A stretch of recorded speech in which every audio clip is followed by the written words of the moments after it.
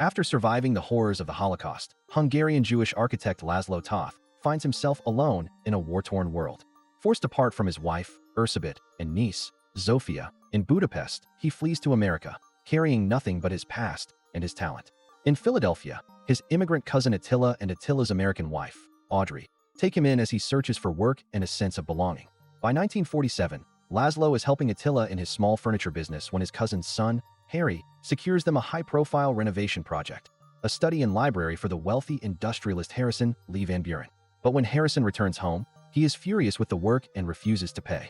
The loss stings, but the deeper wound comes when Audrey falsely accuses Laszlo of pursuing her, forcing Attila to ask him to leave. Now homeless, Laszlo finds refuge in a church's charitable housing, where he befriends Gordon, an African-American father struggling to provide for his young son.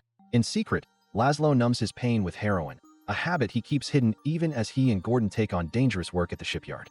But fate turns when Harrison unexpectedly tracks Laszlo down, not to confront him, but to praise his architectural vision. His library, once dismissed, is now being lauded by the architectural community.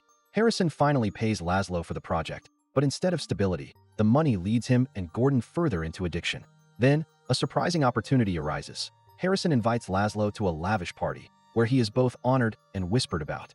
Recognizing Laszlo's brilliance, Harrison commissions him to design a grand community center in memory of his late mother.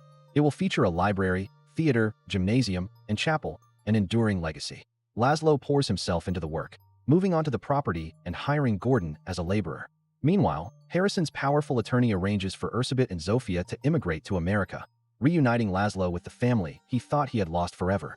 Part 2. The Hardcore of Beauty. In 1953, the long-awaited reunion finally happens. At the train station, Laszlo sees Erzsébet again, now confined to a wheelchair by osteoporosis. Zsófia, once full of life, has been rendered mute by the trauma of the war. Their arrival should be a new beginning, but troubles soon brews. Laszlo discovers that the developers have altered his design without consulting him. When he protests, Harry warns him to keep quiet, making it clear that Laszlo is only tolerated. Worse, Harry makes crude comments about Zsófia, implying that he may have already hurt her. Then, disaster strikes. A train carrying essential materials for the center derails, injuring 2 brakemen and driving up costs.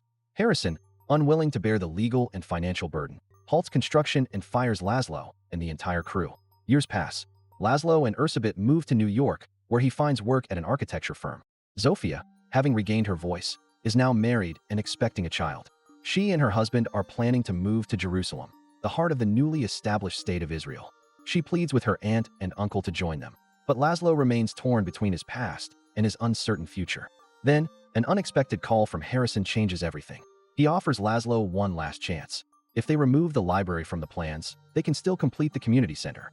Determined to see his vision realized, Laszlo reaches out to an old Italian comrade, whose anti-fascist militia now controls a marble quarry in Carrara.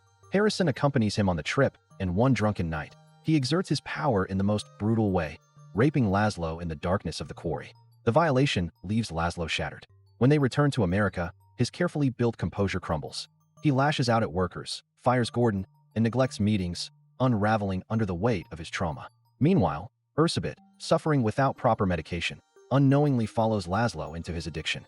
When her pain becomes unbearable, he injects her with heroin, nearly killing her. Exhausted and disillusioned, Laszlo finally agrees to Zsófia's plea. They will leave America behind and join her in Israel. But before they can go, Erzsébet takes matters into her own hands. One evening, she confronts Harrison in his own home, accusing him of his crimes in front of his family and guests. The revelation is met with brutal violence. Harry beats her and throws her out, but not before his sister, Maggie, ensures she is cared for. When Harry returns to the dinner table, the guests are gone, and Harrison is nowhere to be seen. Epilogue. Erzsébet passed away in 1980. Years later, in Venice, an exhibition is held in honor of Laszlo's work, including the community center, which was finally completed long after his departure. As the audience listens in solemn admiration, Zsófia, now grown, speaks of the forces that shaped her uncle's designs, not just art and ambition, but the scars of war and survival. With quiet reverence, she concludes with his words, "No matter what the others try to sell you, it is the destination, not the journey."